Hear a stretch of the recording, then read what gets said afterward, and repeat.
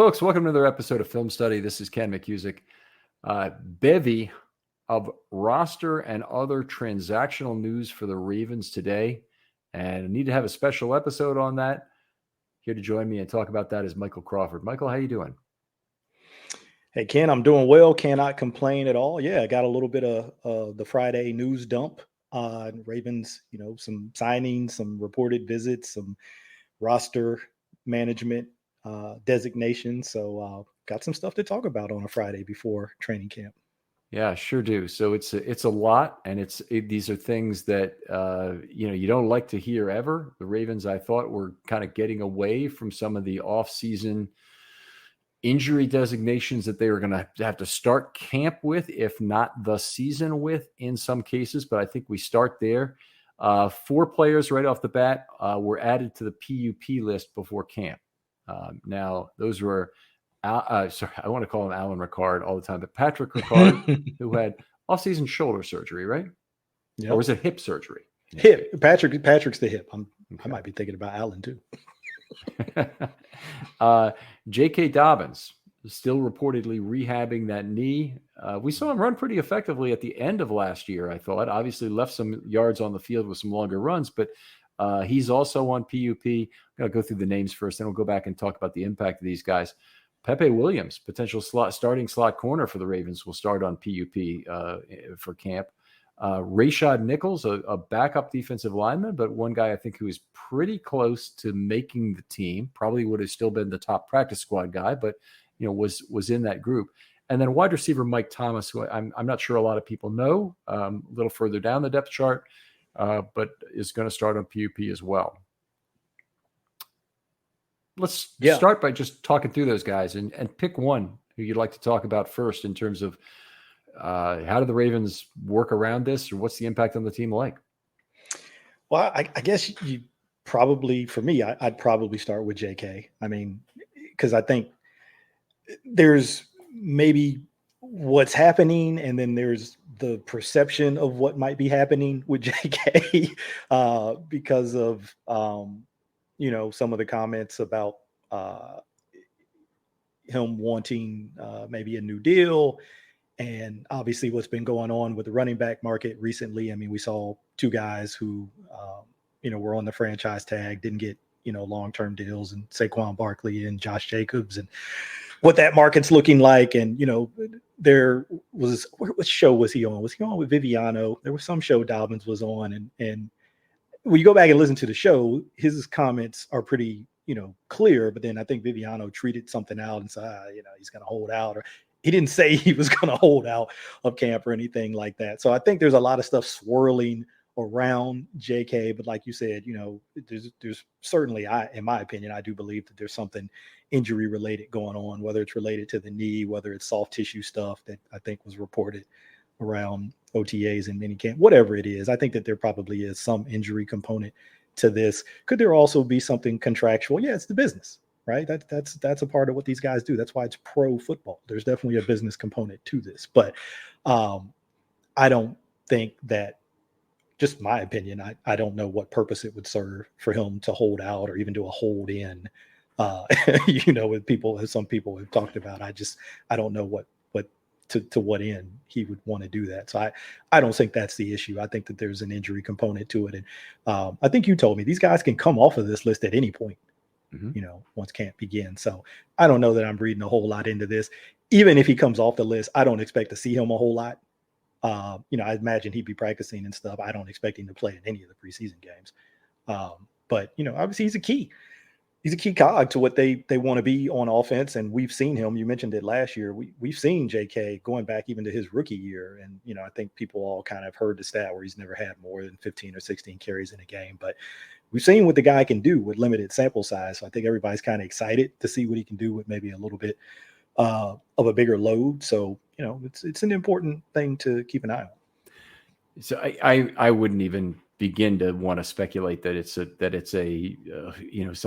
some kind of a hold in and I don't think it's that at all. I think it's an injury. I think last year Dobbins was very gung ho about getting off the PUP list when he was on it. And he could come off whenever he wanted. The Ravens were the ones who were saying, well, hold on just a minute. Let's make sure But Dobbins kind of forced their hand and said, I'm not hurt anymore. I want to practice. I want to go to start the regular season. And of course, he wasn't really ready to go to start the regular season. Had to go in and have that cleanup procedure done. Then it was another delay to get back on the field. Now, there are questions about whether or not he would have known if he hadn't been on the field to find it out that he wasn't really ready to go. But he did have to have that cleanup procedure. And when he came back, he was a hell of a back again. Mm-hmm. He was 5.7 yards per carry for the whole year last year, was terrific down the stretch for the Ravens in terms of what he brought to the offense. And I just see no benefit from Dobbins holding in, reducing his total playing time in any way with the Ravens this year when he's in a contract year, and the major question about him is health, not productivity on a per snap basis. Yeah, I don't even think the holdout is an option, because I think I read a report where he's already reported. So I think he's there.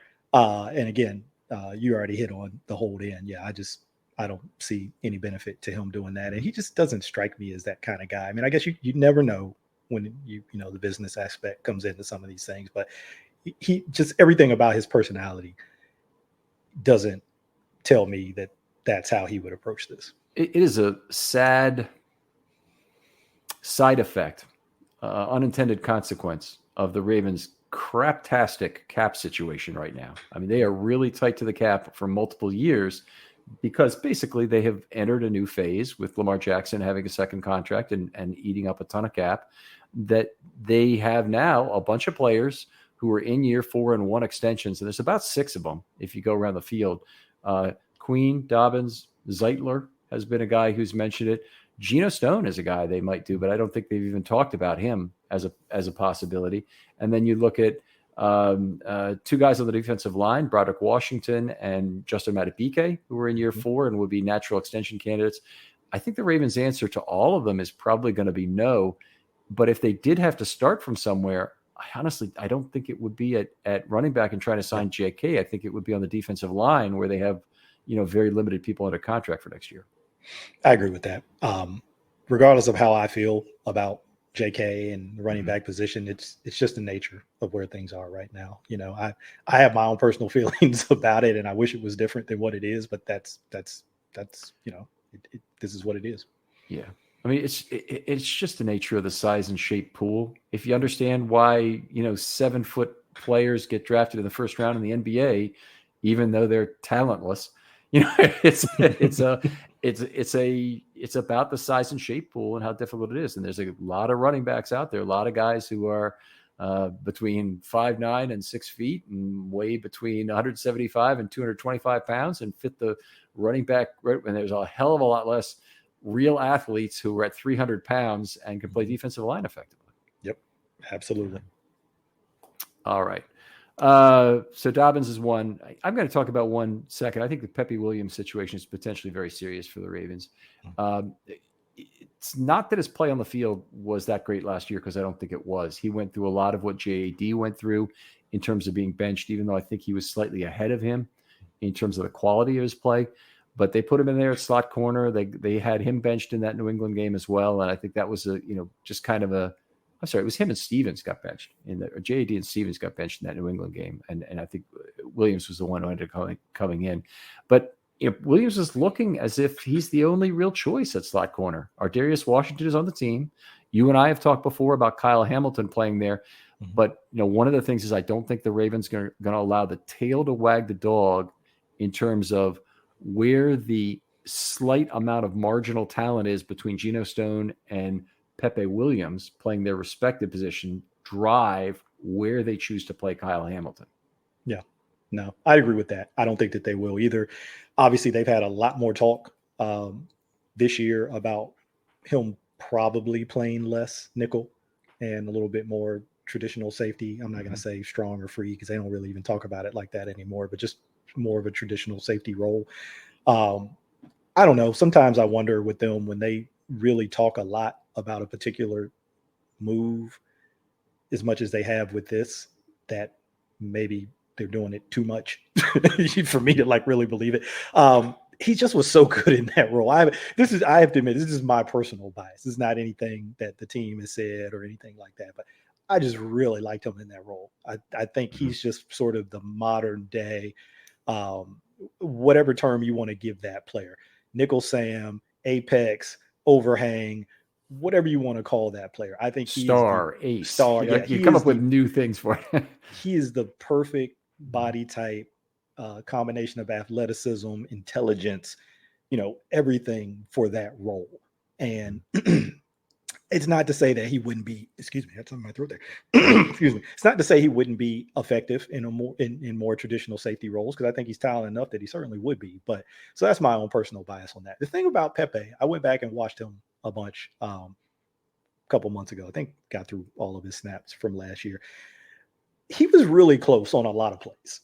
Like, it wasn't when he would get beat or a receiver that he was in coverage on or near his area would make a catch. It's not like there was a ton of separation, right? Or he was just like totally clueless and out of position on where he was. He was just close on a lot of stuff, but just wasn't able to actually make the play, get the ball out, or anything like that. He did that in some cases. I mean, he did have some PBUs and he did have some tackles on some situations, maybe short of the sticks. Did that a little bit, but certainly he had his fair share of mistakes too. But that was encouraging to me, is that when guys were making catches when he was in coverage or in his area and zone, it wasn't like there was a ton of space there. So some of it is going to be physical limitations. I mean, there's not so much he can do about the size that he's at, right? Mhm. He can do everything right and still just not physically be able to get his hand on a ball. That's part of it. But some of it too, I think, is stuff that he can improve on with more experience. So that's one of the things I wanted to talk to you about directly here. A player, in my opinion, who plays longer than his length. So he's got 29-inch arms or something, but he still reaches across the body of the receiver pretty well. Now, he's not Kyle Hamilton, who's got, just these Mr. Plastic, arms in terms of his length, but he's pretty darn good about going across the body. And I think part of the reason he's able to look somewhat effective doing that is that he's more often in the right place and being very sticky with that receiver. So that's a great place to start if you're a slot corner, is you have more reps where you're right on top of that receiver when the ball is thrown. And I did like that about his game. Some of the physical limitations are going to probably dog him the rest of his career, but the Ravens have dealt with some smaller guys playing that slot corner role, got a lot of production out of them. And it's interesting that they can also get a lot of production out of a 6'4" guy with very long arms who has below average speed, to also get things. And it's really, I think, a testament in general to the Ravens system that they can figure out how to maximize players where they are like that. But Corey Ivy, if you want the other end of the spectrum, a very small guy who could do things, really was never suited to play outside corner, obviously, but he was a unbelievable whirling dervish in terms of his ability to get downhill on players, make second man to the ball plays. We saw a lot of that in his Ravens career. He in the 27-0 Steelers Ravens win over the Steelers, where they had 9 sacks to tie the record. Ivy had both an interception, I think, was thrown right into his belt, and he also is the guy who came and got the strip sack that Adalius Thomas returns for a touchdown at the beginning of the second half that really put the game away for all intents and purposes. It was just a matter of, will they get the shutout and how many sacks are they going to roll up at that point? Yeah, so with Pepe, man, with this injury, if it lingers, if it unfortunately, we're just getting ready to start training camp, right? Mm-hmm. And then obviously they'll have the preseason game. So there's still a ways to go and to see how this plays out. But let's say it does, worst case scenario, Mm-hmm. does linger into the season and maybe he's not able to start the season.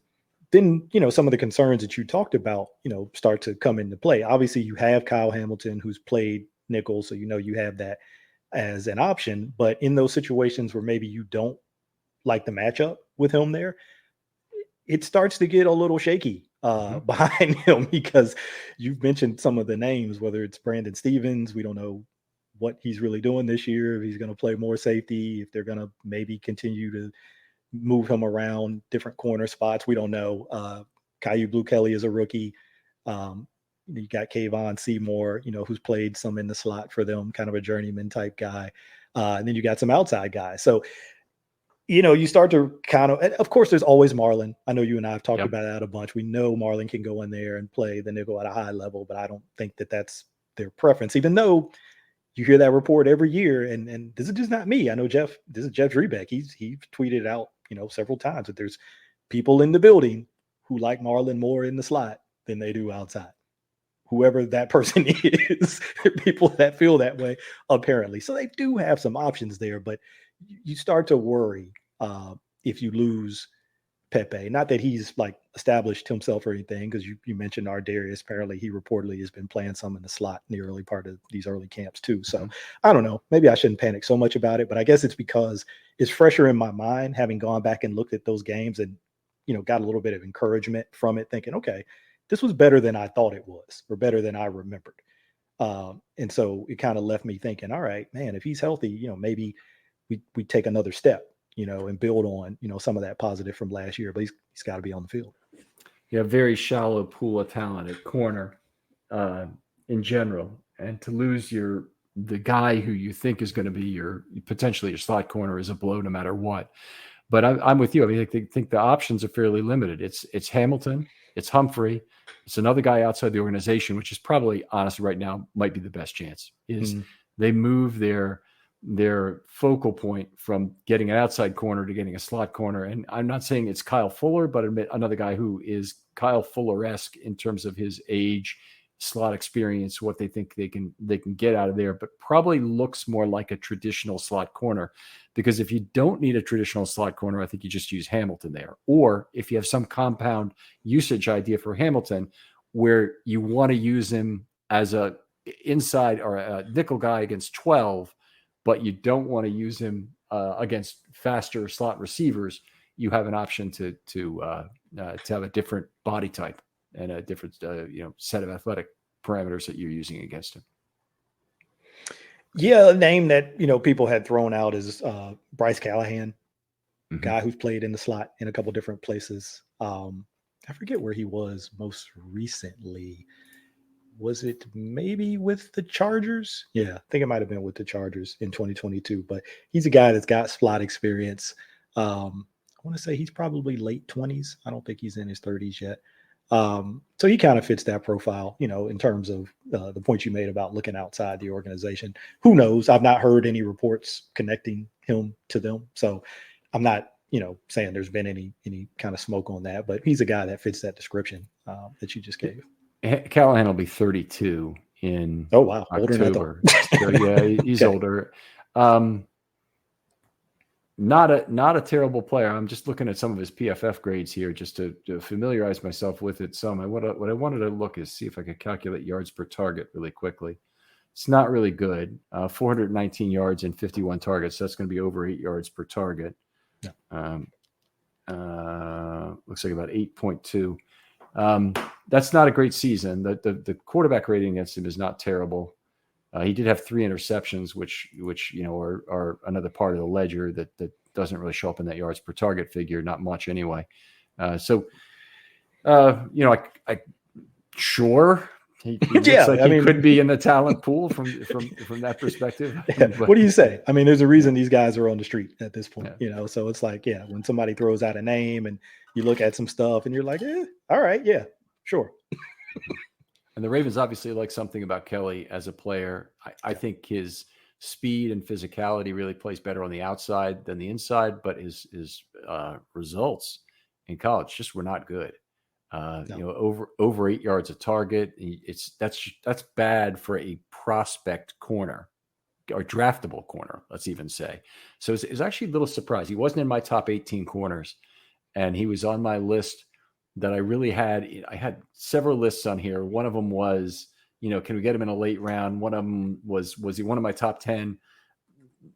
Honorable mention was another. I like one factor about him was another. And Kelly was on a no list, where I thought, I don't think that the Ravens can live with the combination of below average athleticism combined with really poor college results in terms of his yards per target. But they like something about him. That's what I know about the Ravens. I mean, the Orioles have made some moves recently where they just like something about Ryan O'Hearn, and now he's their cleanup hitter. And they like something about other players, other pitchers they picked up, like Cano would be a good example this year. He's had a big year for the Orioles. But I trust the Ravens' judgment, obviously, more than I trust my own. On the other hand, I really want to overcome any evaluator arrogance that I might have on my own by substituting what I think I might see on a anecdotal play basis versus what his overall results are like at the college level. And that's where he's fallen short. Yeah, and take this for what it's worth, because it's coming from his former college coach. Mm-hmm. But David Shaw was on a podcast, and David Shaw has a connection to the Ravens organization. It wasn't in his last season at Stanford. I think it was the season before his last season, because David Shaw wasn't coaching this last year, so 2021. He said Caillou Blue Kelly was their best nickel on the team, and would have played him there more if not for injuries at outside corner. So he thinks he's a natural nickel. This is David Shaw. So we'll see. We'll see where that goes. So I'm just take that, for what it's worth. Again, guy who coached him, recruited him, expect him to say good things about him. But that kind of caught my eye because, I know he played outside a little bit more this past year, but, apparently David Shaw thinks he's better inside. And, he said, look, we had to put him out there because we had injuries, but I don't think that's his natural best fit. That is at least a little encouraging. I think that was pretty clearly his best college year was his junior year, not his senior year. Yeah. So it's at least good to hear that is a potential fit for him. And it's probably true that the Ravens can make that work if they can make a Kyle Hamilton work in terms of getting other value out of his physical attributes. But I think the temptation is going to be there, and we're just pulling it back here to the Pepe Williams injury. The temptation is going to be there to move Hamilton back to the slot if the team is very short on options, and it's very easy to see how the team could get very short on options very quickly. Absolutely. You're hoping that some of these injury things are the lingering type, and guys are able to get on the field and give you some more options. I won't say I was going to qualify. I was going to use a word like better. We don't know if it's going to be better or not, but give you some more options, right, hopefully. But as it looks right now, you're right. The path to where things could go south quickly is pretty clear. So Patrick Ricard, not unexpected, coming off the surgery that he'd end up on PUP. That said, he also may be a player in 2023 that has, I think almost certainly will have a reduced role, unless they de-Monkenize the offense. But if Monken is talking about going forward wide, he's not talking about Patrick Ricard being the sole tailback in that offense. So now, hey, there's some Ravens fans who say he might be one of the 4 receivers. There you go. So anyway, obviously, it's always a loss when you lose your Pro Bowl fullback. But he is a guy who may play a smaller role there, even if healthy this year. And we'll have to see. I certainly hope Ricard is still someone that they turn to when it's important to play power football. And there's going to be a lot of games, we hope, that they need to close out because they've got a big lead. And we certainly hope that Patrick Ricard is going to be part of helping the Ravens do that this year. Yeah, I think you hit it on the head where you said it'll most likely be a reduced role. I don't think Monken used the fullback a ton at Georgia. I don't think he had to. He had Darnell Washington, so he could use him to do a lot of that kind of stuff. But if you go back to the season where he actually called plays, I know he had the title as offensive coordinator with the Browns in 2019, but he actually wasn't calling plays. You go back to 2018 with the Bucks. He actually did use a fullback a little bit, not a lot, but I've gone back and watched, about 4 or 5 of those games, and, they'd get into the eye and do some things. That was 2018, different time in the NFL. But I think one of the things I like about him the most, Monken, I'm speaking about now, is he'll adjust to the players he has, right? I think he gets this label, and there's a whole lot of things that come with that label of being an air raid guy because he was at Oklahoma State. He's talked about having to learn the air raid when he went there. He didn't know. He hadn't coached in that system before until he went there after Dana Holgorsen left. And so he had to learn it. But if you look at his career, I wouldn't really even label him that way. He's coached in a bunch of different offenses. He's coached in run-heavy offenses. He's coached in kind of more pro-style offenses. Obviously, he does have, that air raid experience. I just think he's a guy who looks at the players that he has and tries to find ways to get them on the field and, utilize their skill sets. So I think he'll find a way to use Ricard. It probably won't be at the same level of volume and maybe in some of the same roles that we've seen in Greg Roman's offense, but I think that there'll still be a role for him. The thing that's interesting to me about Ricard, not so much this season, but maybe next season, what happens there? Because I think they can get out of his deal at that point and save a little bit of money in 2024. And look, I don't know what Ben Mason is, and I'm not going to take a lot out of OTAs, but there's that 80-20 rule at some point that you start to wonder when that comes into play. Yeah, absolutely. And there's a $4 million savings on Ricard next year. So every transaction of that level and even lower will be looked at in this new era the Ravens find themselves in. They're going to have to scrap for dollars, and they've already spent a lot of 2024 money, and it's really not just 2024 money. They've spent a lot of money for the next several years in the void years that are going to impact 24 alone. They'll have some ability to spread that out over time, but their cap health is a lot worse for it in terms of having those dollars. Now, the nice news is they are not the Cleveland Browns in terms of having just the worst cap situation you can imagine with a quarterback who's going to get so expensive so quickly that they're really in a one and done kind of thing. I think Browns honestly should be probably pushing all their chips to the middle of the pot in this season to try and win it, because I don't see them as having a particularly good chance as time moves forward. And unfortunately in this division, the Bengals seem to be in about the best cap health. Yeah, it is unfortunate. I know you've had Brian McFarland on your show a bunch of times, and he's talked about these void years. And, there have been some people in the fan base who are like, yeah, they're finally starting to use these and it's allowing them to get different players. He's like, no, they're not doing this because they want to. They're doing this because they have to. Yeah. And Brad Spielberger made the point on the show that the Ravens were one of the last teams to do it. And almost all teams had to really adapt in some way to rolling out of the COVID years and having to deal with the lower cap and then having to adjust for it and pay for it effectively in down the road. And so a lot of teams have ended up having to do it. And most teams got there quicker than the Ravens did. Yeah. So at least from that perspective, I like it. I still don't like that, Beckham and Aguilar and Pierce and Edwards are none of them are likely to play for the Ravens next year. Maybe one will on a re-signing, but I think it's if I had to guess what's the approximate number on that, I'd set the over-under at 0.5, certainly. I don't know how I'd lay the odds on that. And then there'd be there's a number of dollars we pay to those guys next year for not being on the Ravens. So it's a significant portion of the cap that will be expended there. So sure. In terms of, I guess we move on with obviously we talked about Ricard a little bit and his PUP. We still hope he comes out of it by the regular season. I don't really have any feel for when he might be ready. Nor do I with any of these guys, with Pepe Williams, with Dobbins. I don't really have any idea when they're going to be ready. No, nor do I. I mean, you can go through each guy and, try to cobble together reports and things that, Harbs has said. I mean, look, he's a prime example. He said Pepe told him he'd be ready by training camp. So maybe they don't even know. I mean, obviously they have a better idea than us, but, I try not to even speculate on that kind of thing. It's like you said, we don't know.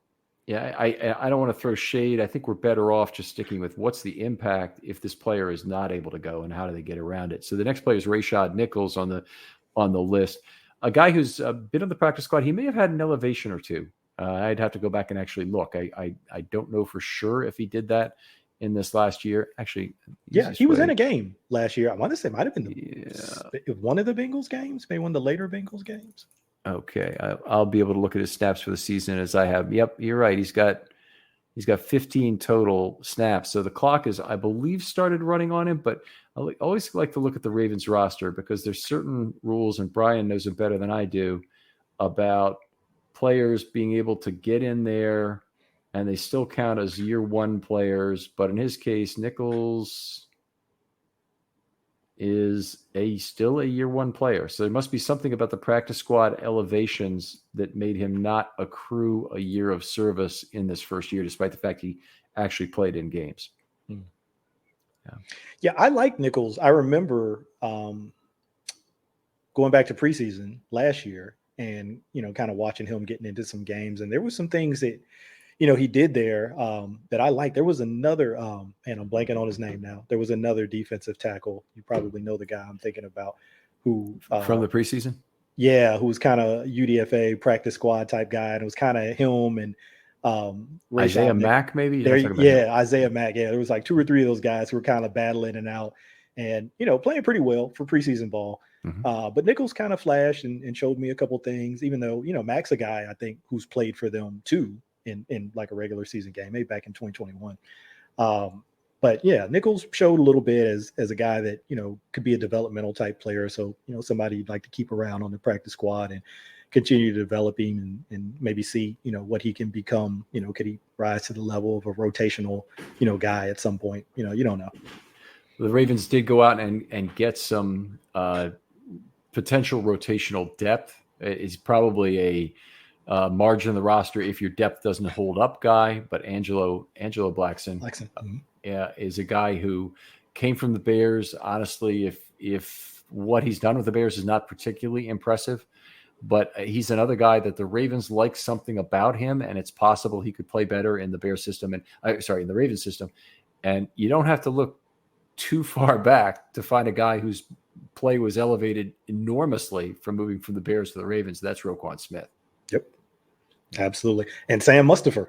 On the offensive side of the ball, another guy who came from the Bears, who you listen to Bears fans and it's, they're like good riddance, but I think when the Ravens lost Tristan Colon, you needed somebody else who could step in and kind of be that backup center. So yeah, they were able to kind of take a couple guys from the Bears. So we'll see. One of the last shows I still have to do in the expectation series is Sam Mustipher and David Ajabo. I don't know why that's a hard combo to get somebody to take, but I finally got someone to take it. You'd think people would like Ajabo. Yeah. People probably just don't know Mustipher. there is a lot of that. A lot of people, they really want to talk receivers. We don't have to go into difficulty in scheduling podcasts here, but I will say there's more people who are comfortable with the offensive skill position players.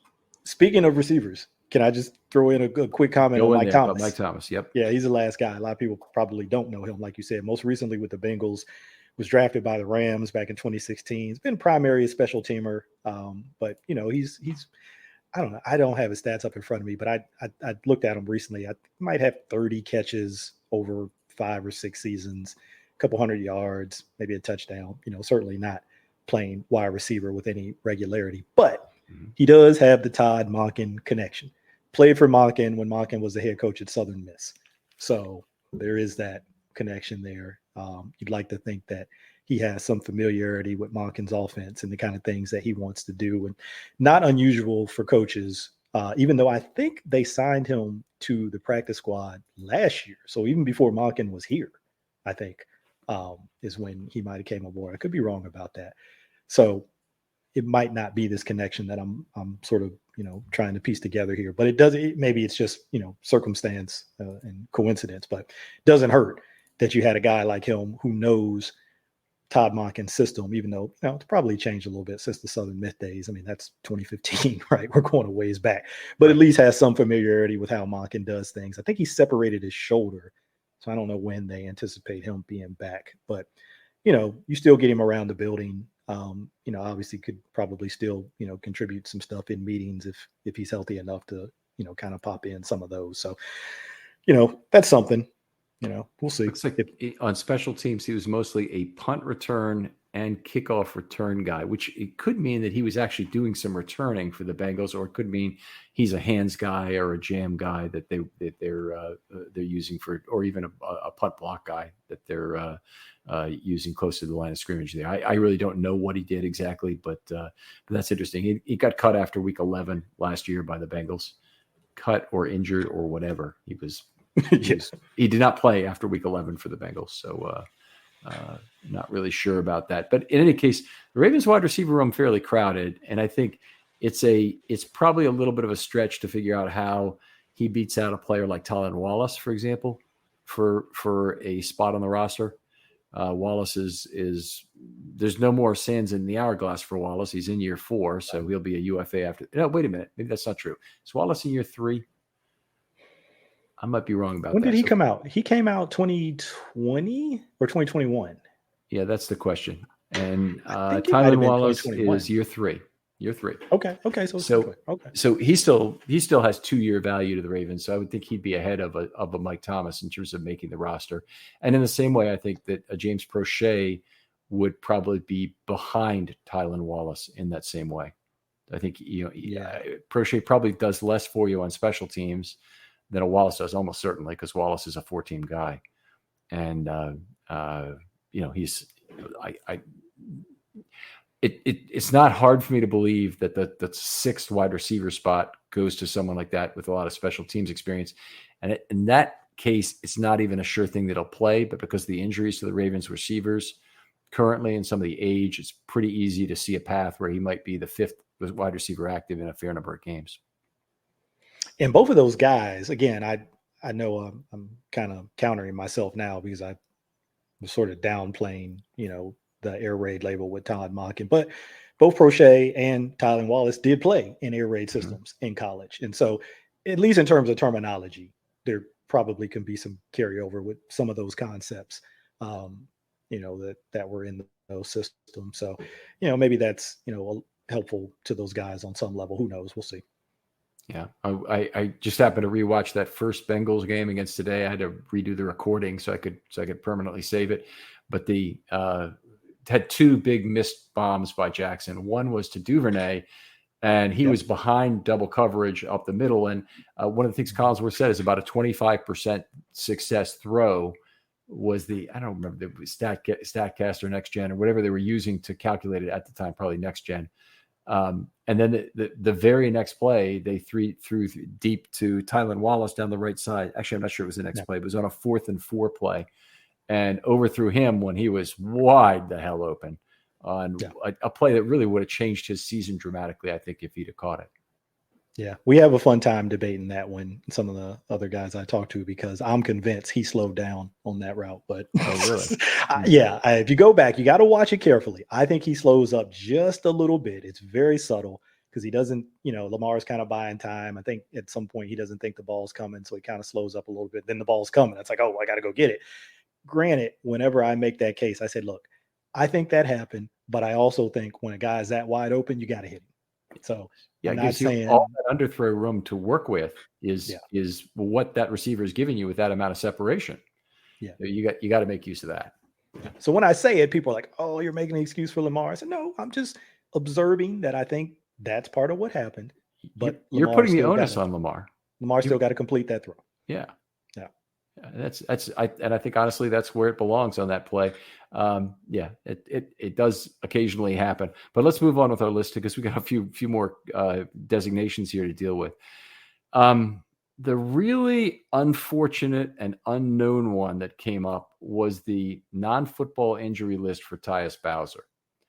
Yeah. So just to get a little bit into the NFI list, the NFI list is an unpaid category potentially. It is what Voorhees is probably going to be on for the whole year because his injury happened away from practice.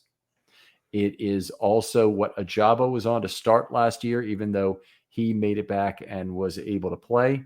And I don't know the rules on whether the player can be played or he isn't paid. But it's not a designation you want if you're a player because the team is eligible not to pay you. The other one, the kicker, Kari Vedvik, right? Kari Vedvik. Yeah. Yep. Yeah. He's the other one who had the NFI after that weird late night incident involving some women and some bad decisions. Yeah. Like my dad used to tell me all the time, nothing good happens after 12 a.m. Yeah, there you go. That situation. The thing about those other 2 guys you mentioned, though, is they were in college. Their injuries occurred in college. So, yeah, they occurred away from an NFL practice. Bowser is not coming from college. Bowser has been in the NFL with the Ravens. And the only thing that article mentions was a quote from John Harbaugh where he says, Bowser's knee flared up for some reason. Yeah. So, like you said, was there an injury that occurred away from the team? Was he doing something? We don't know. We don't have any detail on that. But, yeah, that was the one.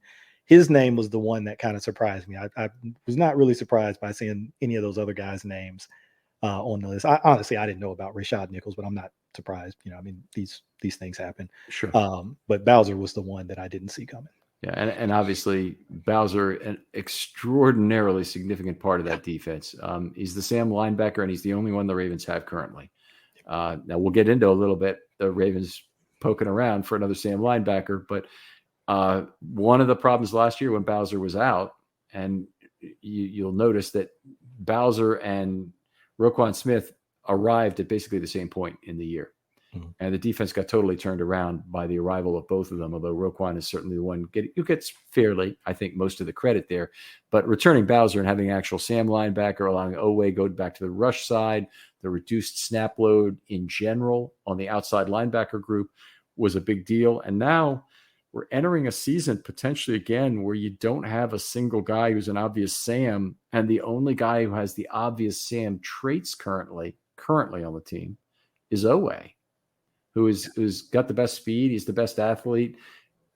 And unfortunately, if you're going to make him a great pass rusher, don't screw around and keep moving him around would be the, rule number one. And yet it appears that might happen again this year if they don't find someone outside the organization. That's the thing with Bowser. It's not just his individual talent that you miss when he's not mm-hmm. available, which is considerable. I mean, he's a playmaker for sure.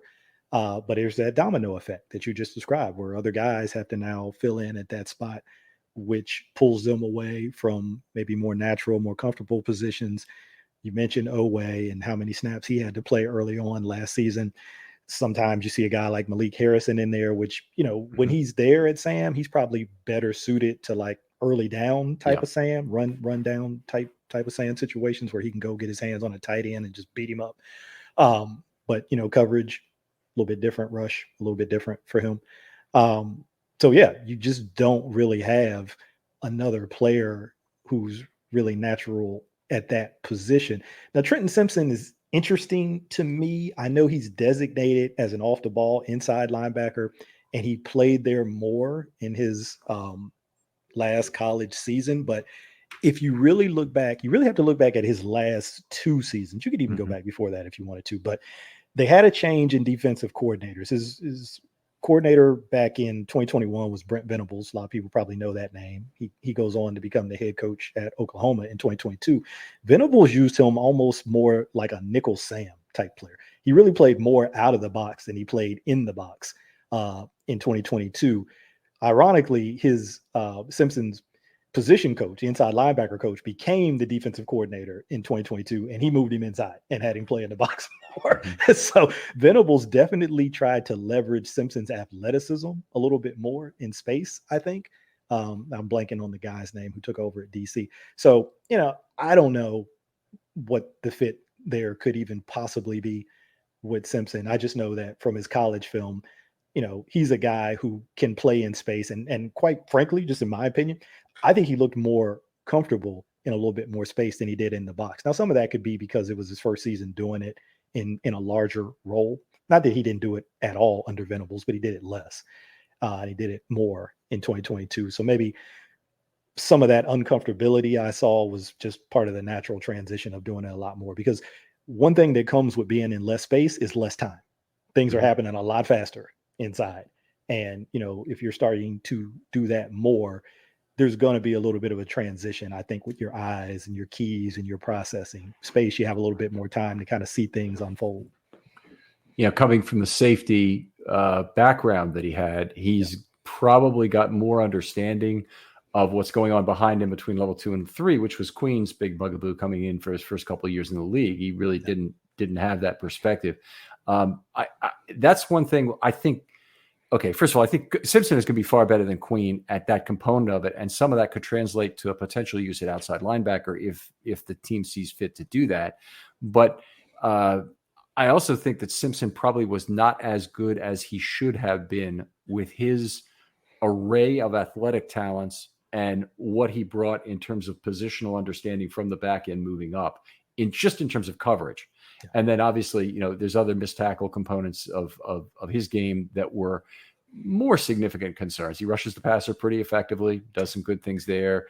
But the tackling had been an issue in his college career. I know they love him as an athlete, and I think they'll try and probably get him on the field. And unfortunately, these two injuries, Bowser And Pepe Williams, one of the guys who could be a big winner in terms of 2023 playing time is Simpson.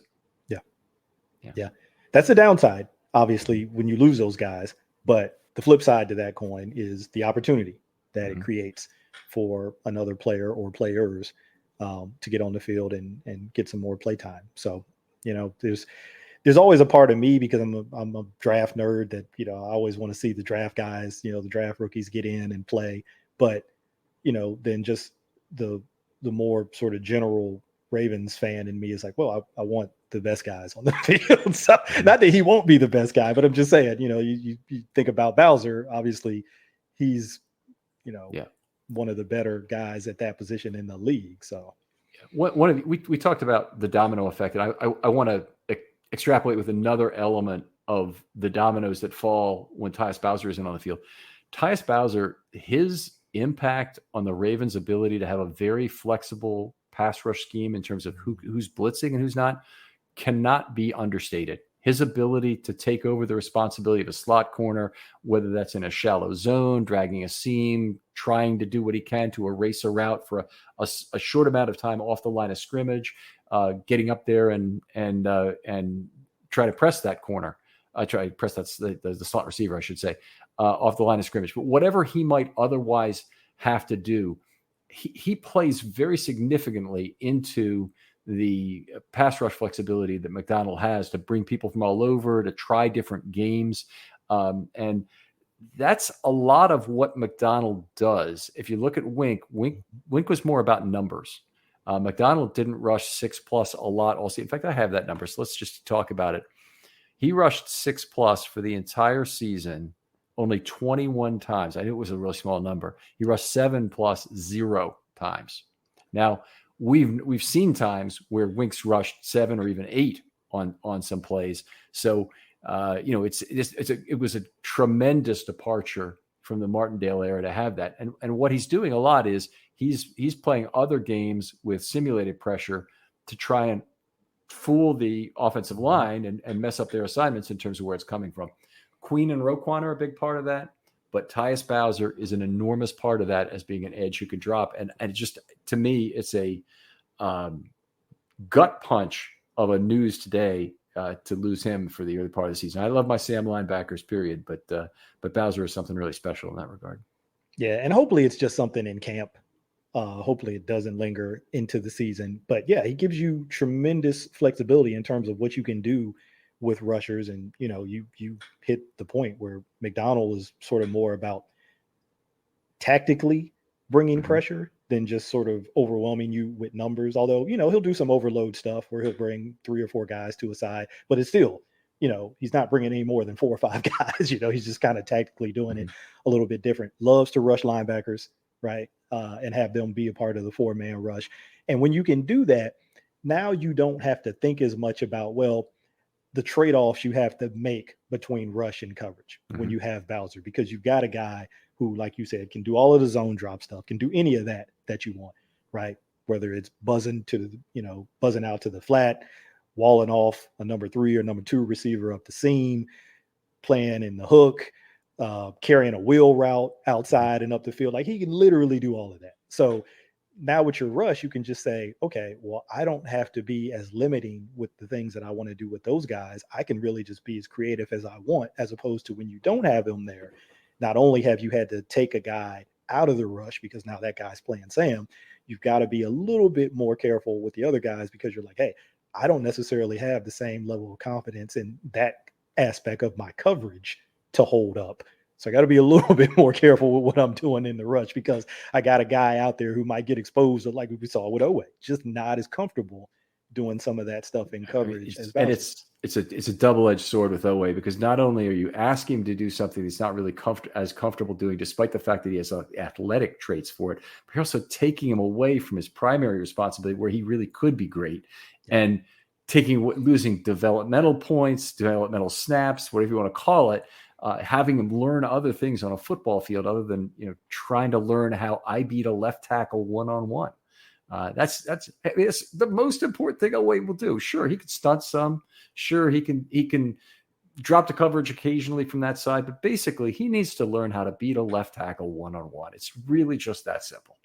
Yeah. And, I know we're going to transition here in a minute to talk about maybe some ways they might try to address that if this thing with Bowser lingers on, but they might even have to get more creative than that, right? Yep. It might have to be more creative than moving away, maybe bringing in another guy.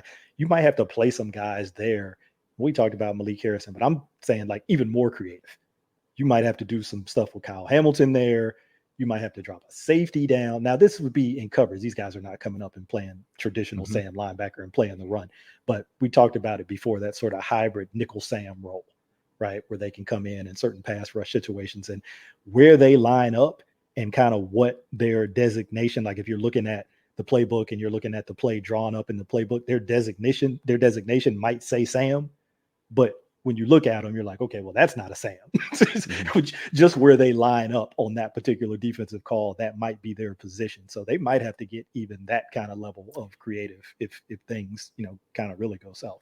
Yeah. And honestly, first of all, that's great thinking. And they have a lot of players who bring some versatility, like Hamilton and like Simpson are two big ones, obviously. Who you can put as a second edge on the line of scrimmage. You can do a lot of things with them. They're different. You can put Brent Urban out as or other players that they have on the line. Maybe Broderick Washington, make him an edge rusher as opposed to a 5-tech in a nickel alignment, say. But all of that flexibility there's just an element of gamesmanship that is not optimal. It's playing from a non-optimal cards. It's how do I play these pair of sevens into winning a big poker pot when that's all I got?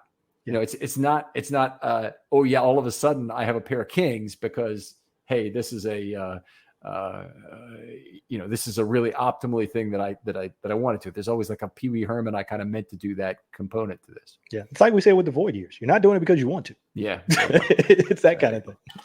So anyway, let's move on. We got one more designation report, then we'll talk about some of the other things too.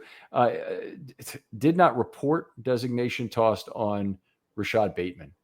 Now, this is a different kind of tag, and the talk was already today. Harbaugh, I'm heard reported, said that he'd been in contact with Bateman and expected him to be there at camp, and I assume that'll get lifted as soon as he shows up. We do still have some questions about Bateman's current injury status coming off the list, Frank, and I have some major questions as to when he'll be actually able to be effective or whether that may be in 2023 at all.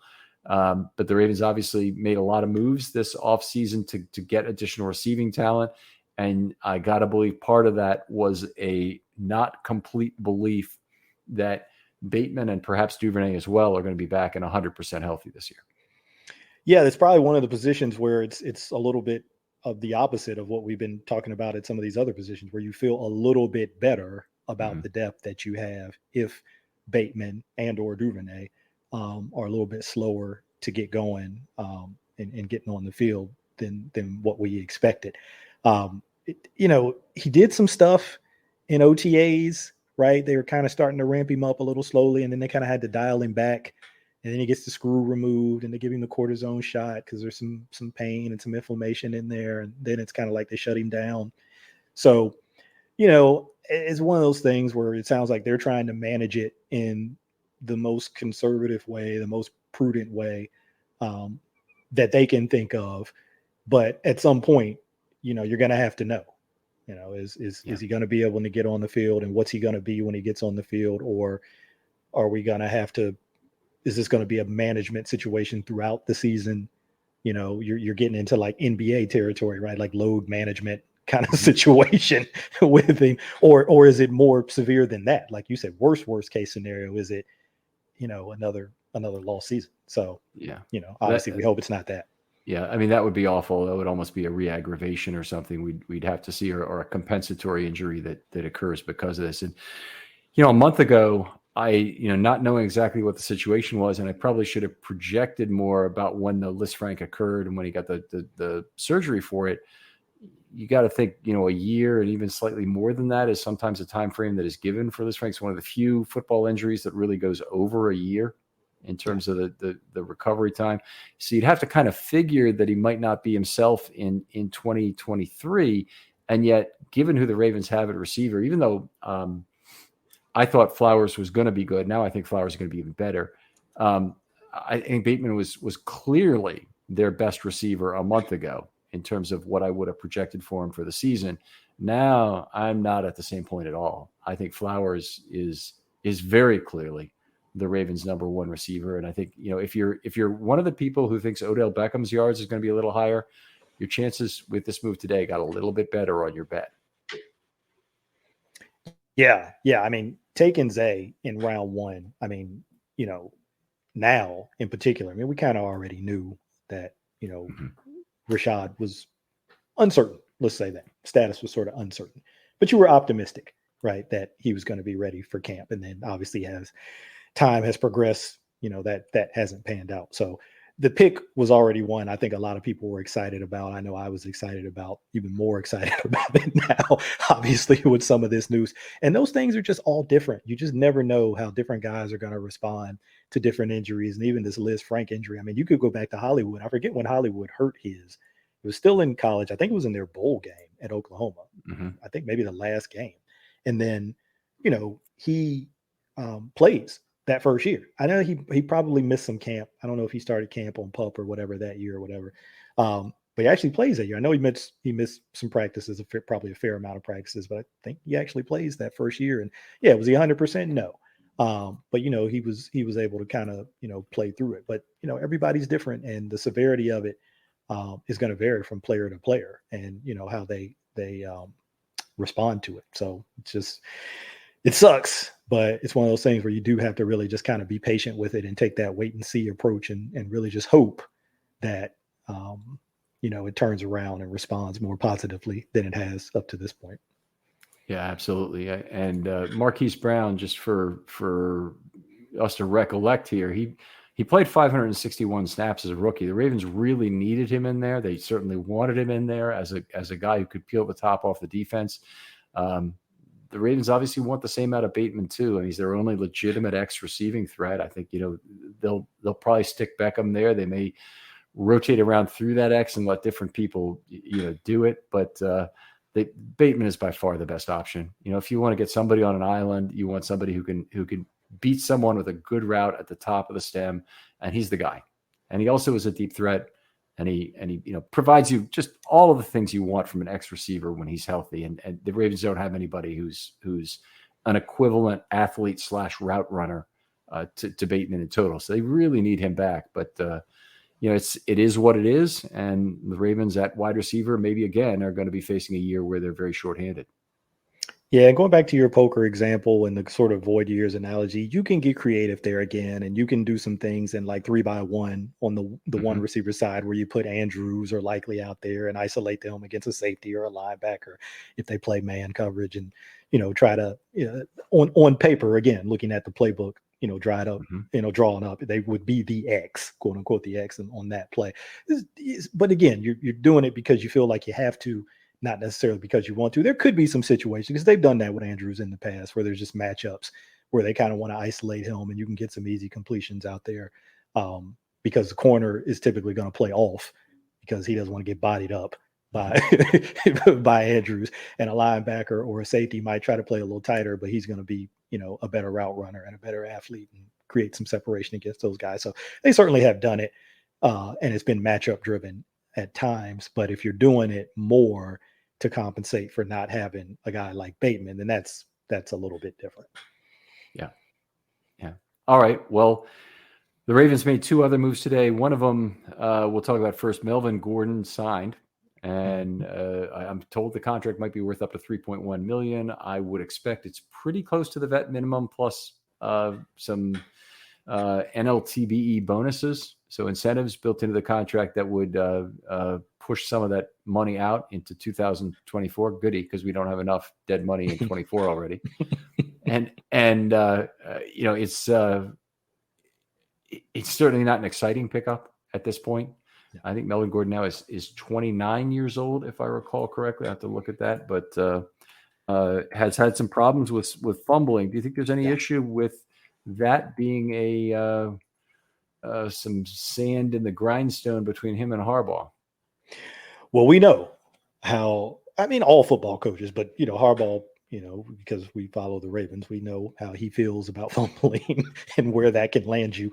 We saw it with Tyson Williams. We know where that can get you real quick with John Harbaugh. You gotta protect the ball. Like he says, you've got everybody's livelihood in your hands when you got that ball. Mm-hmm. So we know how he feels about it. And I want to say, I don't know the number, but I think somebody tweeted that, Gordon has the most fumbles of any back in like the last 5 or 6 years. 26 like career fumbles in an 8-year career. Now, you have 6 as a rookie, 4, 3, and 5 the last 4 years. I mean, 4 fumbles when I grew up watching football in the 1970s was not a terrible total for a running back.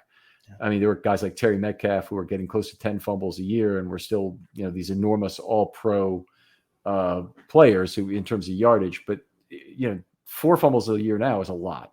Yeah, you just don't see that very much anymore. So that is concerning for sure. It was funny. I remember because he ended up with Kansas City last year, right? Broncos either let him go or traded him. I don't see him there. He didn't play. He didn't play for them, but he was on the team. Because I remember it because I remember his quote at the Super Bowl. For whatever reason, somebody stuck a microphone in front of his face, and he said, basically, I didn't do bleep all year. They carried me, baby. So he pretty much admitted that, hey, I just kind of been here on the team. I don't think he got into any games. I don't know what the practice situation was, but some self-awareness on his part to acknowledge, hey, I was kind of just riding coattails here. But I think back to 2021, and I know the running back injury situation is different this year than it was that year when you lose JK and Gus and Justice Hill, and then all within September, within a matter of days, you're signing Le'Veon Bell, Devontae Freeman, and Latavius Murray like 5 days or 6 days before you got a game. We're not at that level, but there's just a part of me that wonders if DeCosta's like, you're not going to catch me in that situation again. If I've got any inkling that there's some uncertainty with the health of my running backs, I'm going to go out and get people, even if they're not, sort of in their prime anymore. And that's the problem isn't Melvin Gordon exactly that? Yeah. Isn't he exactly Latavius Murray, Freeman, Le'Veon Bell in the decline phase of his career, all of the guys. I mean, just these geriatric backs, every time we talk about them, just exhausts me in terms of repeating these names and thinking, why? Yeah. Well, the younger guys, they probably won't come here for that money. But the younger guys who are on somebody else's practice squad have a chance to come to the Baltimore Ravens in a run-first offense any of the last 3 years, let's say. Yeah. Why wouldn't they? I don't think the player wouldn't. But then the fact that the Ravens didn't make that move makes me ask, what's their evaluation of those players? So obviously that's a legitimate concern. I mean, they picked up Collins off the scrap heap. They've had other guys they have, but they typically they are a only one way does the air flow out the airlock kind of team, and at several positions, and running back is typically one of them where they tend to lose more guys off their practice squad. Defensive line, obviously a really big one. That the Ravens practice squad is poaching territory if you're short at defensive linemen.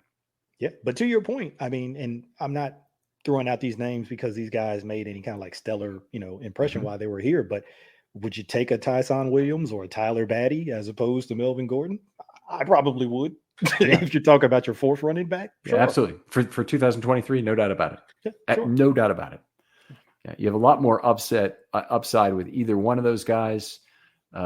Tyson Williams, it's still a mystery to me how he couldn't get on the field, but there has to be things that we couldn't see that were happening on the practice field that were what they were or weren't. Yeah. Those that's always, like the thing that you go to when you're looking at everything else and everything that you can see that's observable doesn't add up. You're like, okay, there's something else to the story. Yeah. And we're fortunate to have an organization where we can really trust their decision-making process because they are very good talent evaluators in the end. I trust him even more if it was an offensive lineman that they were doing the right thing in terms of rehabilitation project. But with Roman and his scheme, I thought they had a very good ability to pick up pieces situationally that were what they needed schematically for to run the offense. Yeah, and to your point, with the money that this deal. I mean, we haven't seen the numbers, but the worth up to $3.1 million. Is this a deal where we even know if Gordon is going to make the team?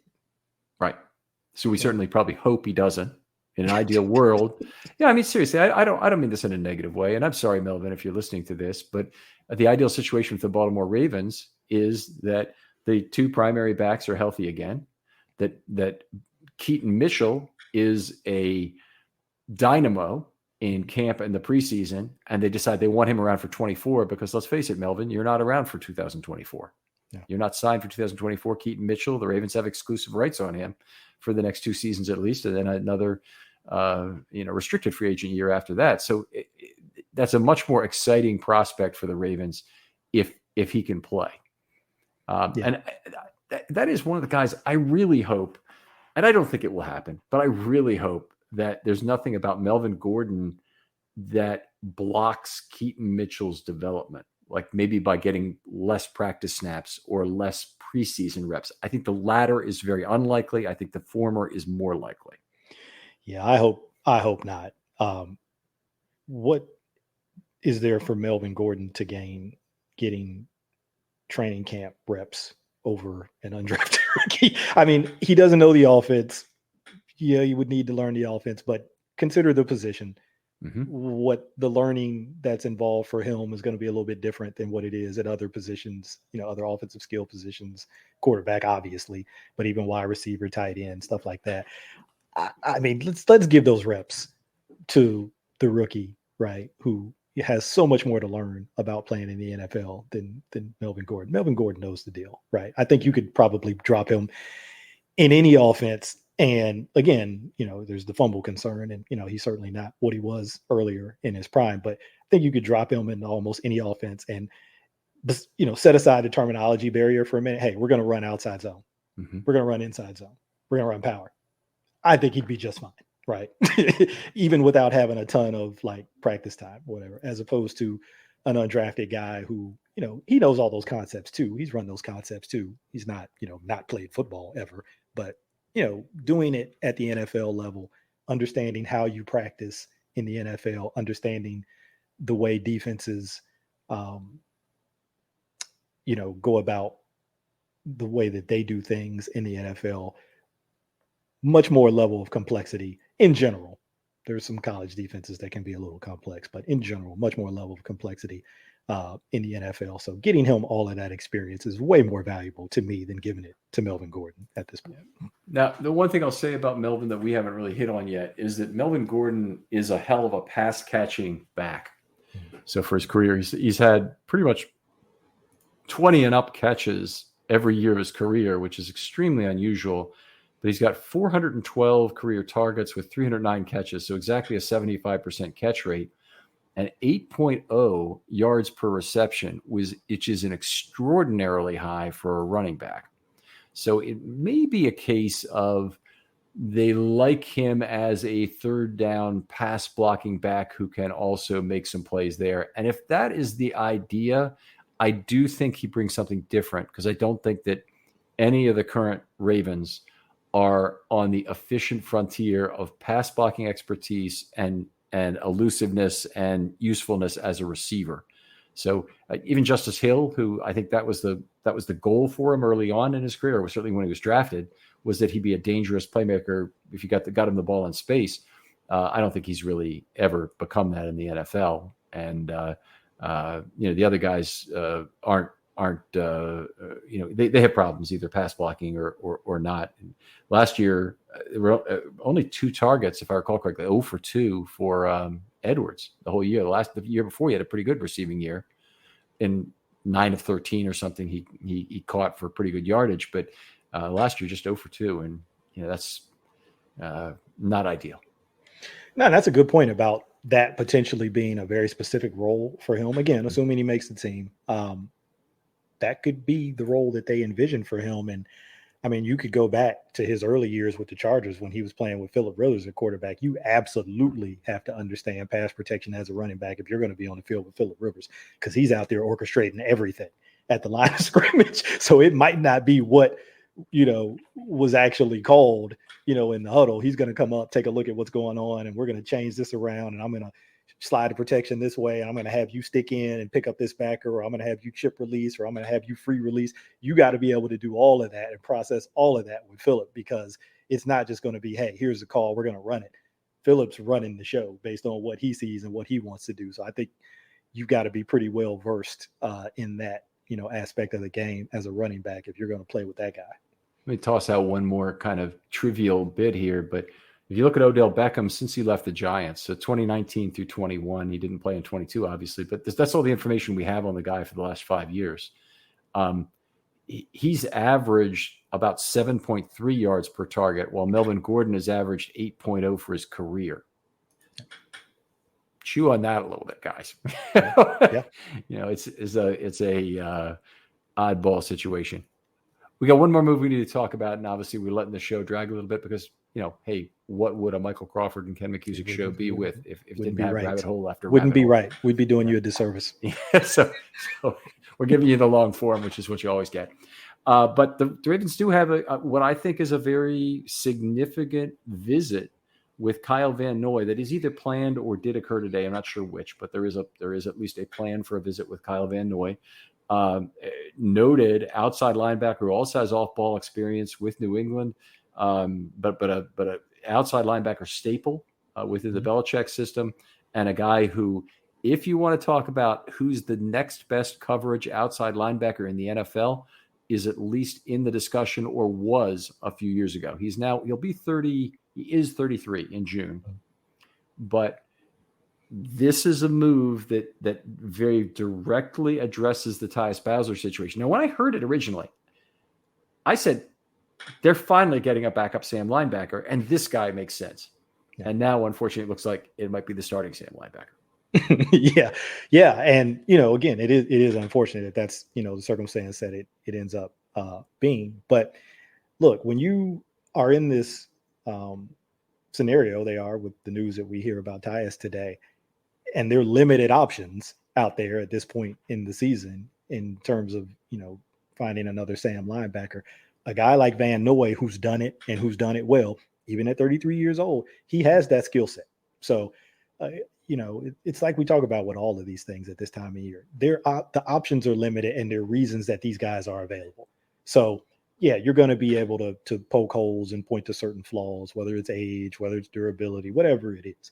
But that's why they're available at this time. So you're trying to make the best of limited options, and you could do a whole lot worse than Kyle Van Noy. A whole lot worse. I mean, I remember, think back to his early career when he's drafted, I think it's second round pick in the Lions, played very few snaps those first 2 years, gets traded to the Pats for like a 6th or 7th round pick. And Belichick knows exactly what to do with him. And he really blossoms, into, a really useful player there, and carves out a really nice NFL career that's not over right now. So yeah, I would be very comfortable with that signing if the visit actually takes place and, they can come to an agreement. I think you could do, just think back, no shade to this guy, because I think he was a competent player too. He's not Kyle Van Noy, but I mean, we could be talking about Vince Beagle. Mm-hmm. You know what I mean? So I think, this would be a little bit of an upgrade over that.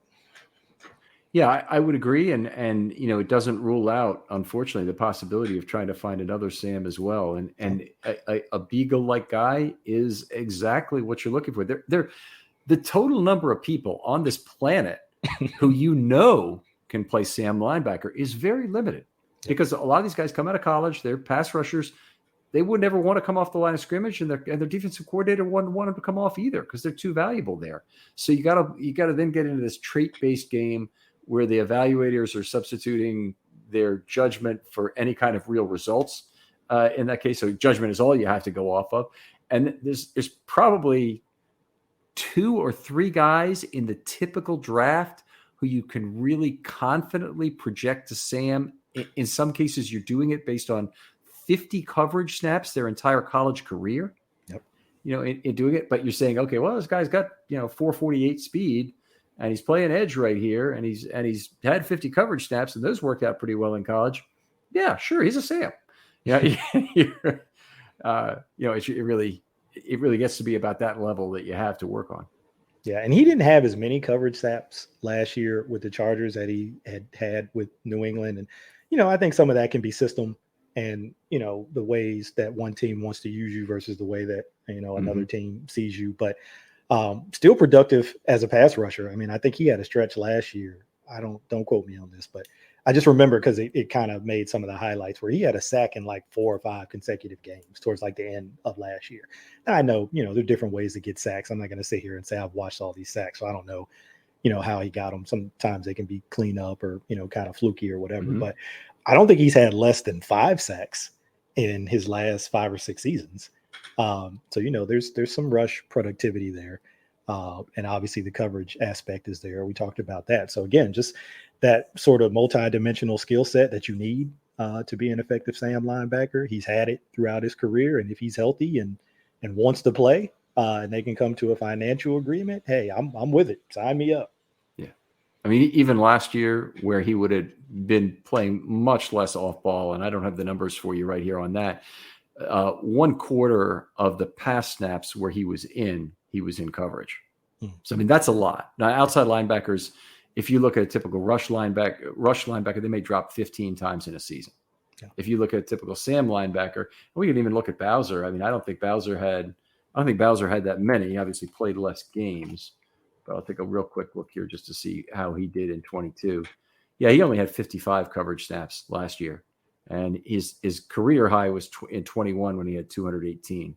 So that is a ton, and that really underscored that year just how valuable he was. 145 the year before that. But Kyle Van Noy has over 1,500 pro coverage snaps. So he is no stranger to going out there and playing in space, even out of the outside linebacker or as an off-ball linebacker. Yep, absolutely. So, I know it's just a reported visit right now. Hopefully it can kind of progress to something more than that because, with the news today on Tyus, there's a need. Yep. So. Absolutely. Well, Michael, just a pleasure doing these shows with you. Also, I wish this was like better news. This is a doom and gloom show in terms of, this, I guess it would have been exciting that they're having Kyle Van Noy visiting if that wasn't paired up with Bowser news. So otherwise, the PUP and DNR news all bad, and just stuff we got to report and talk about. Think about what the implications are, and I really appreciate you kind of working through this with me. Tell folks where they can talk football with you online. You can find me on Twitter at Abukari. You can also check out the Deep Cover podcast that I do with Chris Aguilera and Kerry Stevenson, as well as the Fire Zone show podcast that I do with Denard Melton. Talk all defense on that one. Deep Cover, we talk everything. The most important game of all, the game of life. We do a little bit of everything on that show. So you can find me in any of those places. And it was a pleasure joining you. And, even though this wasn't the most optimistic of news, we still got camp. We still got the preseason. A lot of things can change and situations can adjust. So still looking forward to it. Still got football coming back. So still excited about that overall. And then, hopefully the news kind of shifts and becomes a little bit more positive as we get closer to the start of the season. There you go. All right. Other folks out there who want to be on Film Study, just give me a DM on Twitter. They're always open.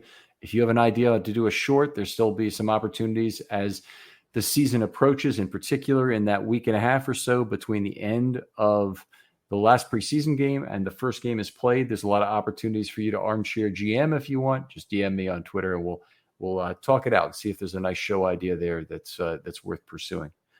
Michael, thanks again for coming on. Always good to be here, Ken. Always enjoy it. Thanks for having me. And we'll talk to you next time on Film Study.